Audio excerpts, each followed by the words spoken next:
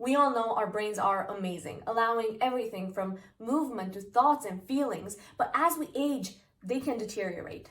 Now, brains are made up of amazing cells called neurons, and that's this cell in the middle here. Neurons can communicate to one another through chemical and electrical signals and mediate all of these different brain functions. They're also coated in something called myelin. Now, myelin is a membrane that can wrap around the neuron, and it offers the ability to transmit information quickly as well as provides protection, much like a superhero shield would.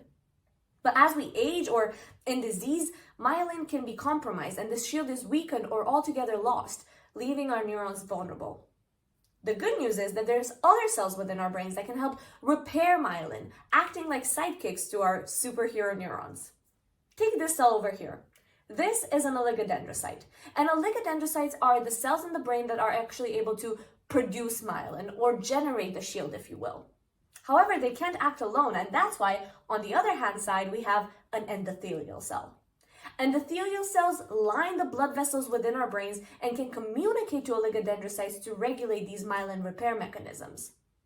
We know that their communication is essential, but we still don't understand how exactly does this communication happen, and maybe more importantly, how does it break down in aging and disease?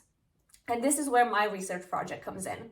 I'm looking specifically at something that I think terrifies many of us in this day and age, a disorder called Alzheimer's disease. Now, Alzheimer's affects about 50 million people worldwide, and these numbers are set to triple in the next 30 years.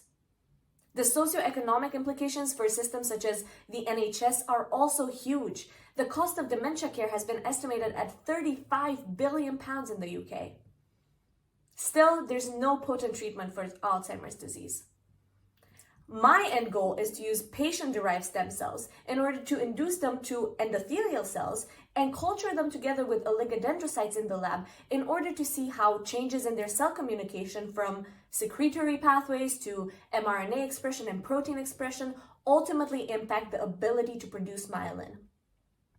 Understanding the communication between these cells opens up an exciting new avenue for therapeutic interventions. By being able to potentiate their function, we might be able to help neuronal repair. Now, scientific advancements have led us into an incredible new era of prolonged lifespan. However, it does raise issues of how are we going to promote quality of life as we're able to live for longer? By looking at what our brains can do, we might be able to exploit this communication and allow the message to be enhanced, helping our brains do what they're already so good at.